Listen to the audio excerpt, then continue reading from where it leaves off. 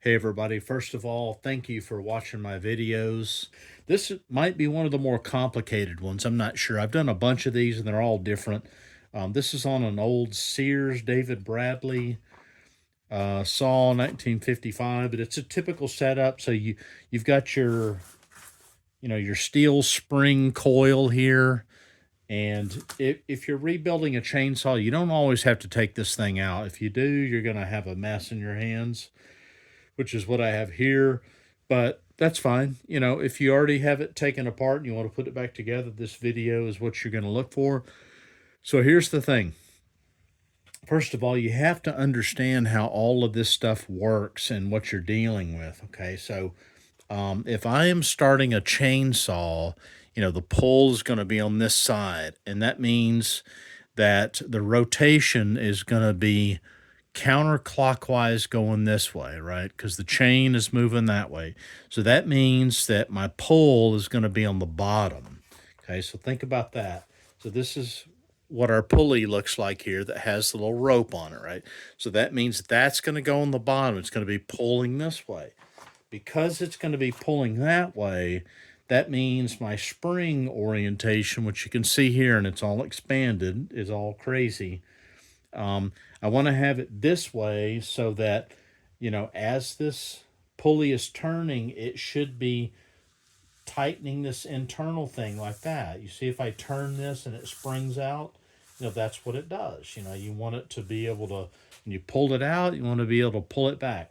Now, it obviously, we're going to have to wind this down super, super tight, but that's the general orientation, how you want it to be. So do that first so you know how that's going to work.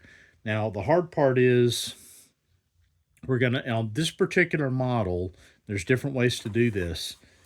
The way we're going to have to do this is we're going to have to hand coil this spring into the smallest ring that we can, and then we're going to have to push it down in here. And you see this little thing there that's going to have to clip onto this. And then the middle piece is going to be loosely kind of floating out there in the middle. And then when we put this pulley in, look at that. So it's got these two little catches, and those are going to catch the inside piece. So the hardest part of this is going to be coiling this spring down and pushing it down in here. So I'm going to show you how to do that right now.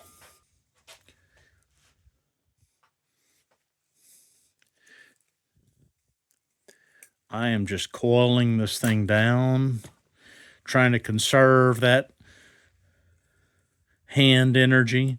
You just pull it like that, right? It's going to reduce the size. Pull it down this way. Reduces it, right? Just keep pulling it.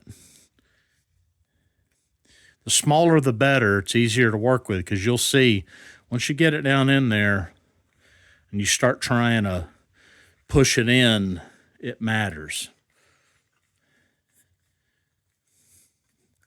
Okay, like this. Okay, that whole thing is coiled up.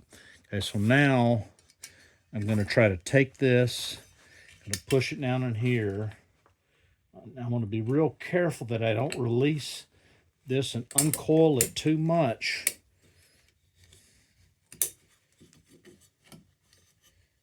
See if I can get that on there like that. Okay, you see what I did? And I'm going to gently release this, okay, like that, keeping my thumbs down on it. Okay, so now it's fully released. It's in there, it's coiled up. You can see this little piece is kind of loose in there. That's good. This is clipped on here. All right, so that's right. So if you get this far, you are home free. The rest is easy. You don't want that thing bouncing back out on you. You're going to have to do the whole thing all over again. So now what we're going to do is on these little clips here, we're going to push this down on here till they catch. Now watch what's going to happen.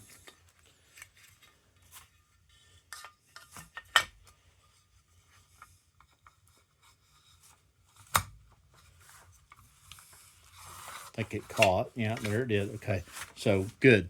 So look at what happened. So I pushed it down on there. I rotated it around. It caught. And check it out. You know, when I pull it, it comes back in. It comes back in. Is that good enough? No, because it's dangling here. So we want that to be tighter. So what we're going to take advantage of is they usually have a way. There's different ways you can do this. This one happens to have a little notch cut out. So it's going to allow us to rotate this and tighten up the spring tension independently of how this is coming out. So might not make a lot of sense, but watch what I do. I'm going to rotate this around. And I'm going to go this way. You're basically kind of winding it up a little bit tighter. And, you know, that brought it in a little bit, still a little bit loose. So I'm going to go one more time around. You don't have to make this super tight. You're just trying to get to the point where the rope and the handle there pulls back into the saw. There's no reason to make it overly tight. Swing that back around. See, like that. Now let's see what it looks like. Okay. So now I feel pretty good about that. It pulls all the way in, comes out, let it go, and that's how you do it. So these things, like I said, they're a real pain in the neck, but I'll tell you, just be patient, don't give up. Hope this helps you out. If you get into any trouble, just give me a shout on the comments. I read those every day, and I'll respond to you and do the best I can for you. Thanks for watching, guys, and good luck with your chainsaws.